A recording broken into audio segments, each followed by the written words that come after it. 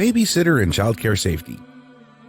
Leaving the kids with someone else, even if it is a parent, a sitter, or a lifelong friend, is one of the hardest parts of becoming a parent. For many, however, it is a reality as life after baby returns to normal and the tasks necessary to lead a productive life rectify their way back into your mind. Jobs, business meetings, and more can require the need for a babysitter or childcare. Don't beat yourself up for needing to leave your child. Studies show that children who are able to attend daycare or stay with a babysitter have better socialization skills as well as a higher vocabulary. While it is nerve-wracking, know that your bundle of joy is still thriving while you are away. Additionally, you can take extra precautions to protect your baby or child at any age, even when that means they're in the care of sometimes someone you don't really know. How to find the best childcare or sitter for your child.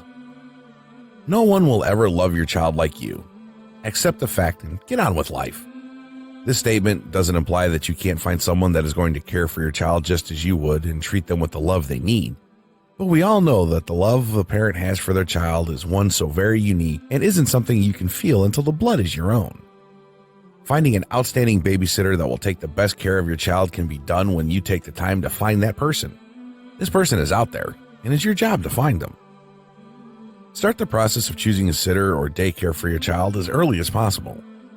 It sometimes takes a bit of time to find someone that is good enough to care for your child, and this isn't a process that you want to rush to get done.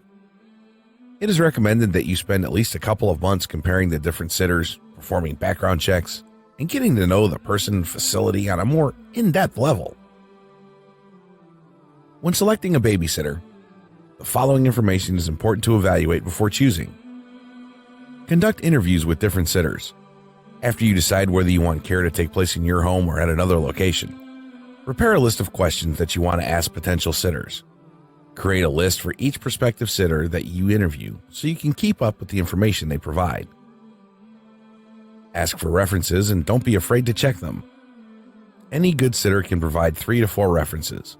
Call them and ask their opinion of the sitter. Searching for a babysitter within your community is much easier. Ask friends and family members who they trust to care for their child. Oftentimes, you'll get great information here that may help you find somebody easily. Check with the church that you attend for a sitter recommendation and be sure to inquire with coworkers. Experience is important when hiring a babysitter. Obviously, you want someone to care for your child who understands that sometimes caring for a child is a tiring task. You need a sitter that has shown they can handle even the most difficult of times with patience, and the experience they offer certainly matters. No matter how much experience the babysitter has or how many excellent references on the resume, at the end of the day, what really matters is the way your child responds to the sitter and your personal thoughts and opinions. Your gut instinct is usually right, so this is the time to go with it. If your child doesn't like the sitter, especially if he is typically friendly with other people, or you get bad vibes, there is probably a reason, and the search for the perfect sitter should continue. Childcare costs vary from city and state and provider to provider. A private sitter is usually the most affordable of the options and daycare the most expensive. The costs of the sitter are always important to consider when making your sitter selection. What is a typical day like with the sitter? A structured environment is one in which most children thrive. You want them to be in an environment with other kids where they learn and have the chance to play and interact and have fun with people that provide them with positivity, encouragement, and lots of smiles. Be sure that the sitter provides you with a weekly agenda so that you know exactly what your child is doing while you are away. Be sure to also ask for a weekly menu so you can rest assured that your child is eating healthy. How do you feel about the sitter? It is not easy to leave your child and worry and wonder all day. How does the sitter handle your worries and help them subside? Sending photos and daily reports is one way that a good sitter will help you feel assured of the care they're providing to your little one. Is the sitter willing to follow any specific rules or expectations that you have for your child? Obviously, a sitter that isn't willing to meet your needs and requests isn't one that you want to work with. How does the sitter interact with your child? A positive relationship is so very important for your child to have with the sitter. While some parents say it makes them a bit jealous, seeing that your child feels safe and secure is something that should make you proud. Children and stranger safety. Talking to your child about strangers and the potential dangers they pose without scaring them isn't always easy, especially when it's a younger child. Yet it is so very important that you take every step possible to ensure that your children know who a stranger is and how to avoid any dangerous circumstances with this person. There are many ways to make such a talk with your children easier, no matter what their age. Around age 4 or 5, children find their personality and their voice, and while they're busy on the playground making the acquaintance of kids, they're also vulnerable to strangers that might not have the best intentions for them. Even those we put our trust in can turn out to be the people that we should have avoided at all costs. How can you teach a child who has little idea of the dangers of the world to stay safe when interacting with other people, yet still trusting of people such as police officers, teachers, and workers at the supermarket? First and foremost, ensure that your child knows that there are both good and bad people in the world.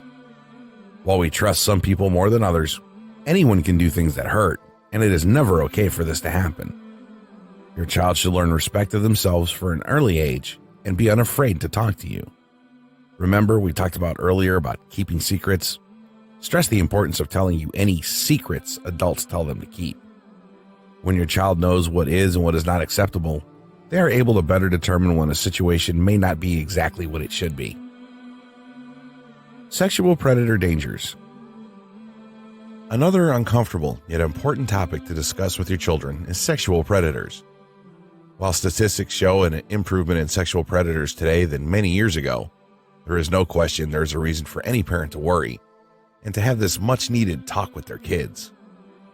Girls are most at risk for sexual predators, but boys are never excluded from the dangers. Children as young as 5 or 6 can understand that no one should touch them in their special private parts. Abduction prevention checklist. Being unable to find your child and know that he or she is missing is a fear that all parents share and worry over. There are a few things that you can do to help prevent the risk of your child being abducted. Compile a checklist containing all of the items that are listed in the Child Security e-course in the Abduction Prevention Checklist chapter and sections to ensure that you're well prepared to keep your children safe and secure. How to talk to your child about safety. A few tips to make the talk with your child a bit more comfortable for both or all of you. Don't be afraid to talk to your children. Remember that it is better to have informed children than to be sorry after the fact. Speak to your children calmly. Do not use scare tactics in order to get your kids to listen to you. Inform your children of the different ploys and techniques commonly used by predators, such as needing directions to a nearby location, helping finding a pet, or something similar. Your child should clearly understand that adults do not depend upon children for information.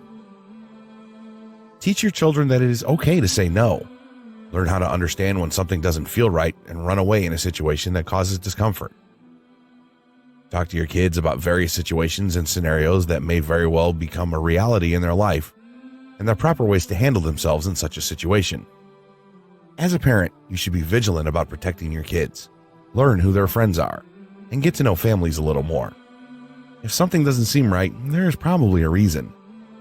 Be wary of an adult that seems to want to spend a good amount of time with a teen, talks sexually to or about a child or a teen, singles your child out, or acts in any other suspicious manner. Let your child know that they can always talk to you and listen to what they have to say.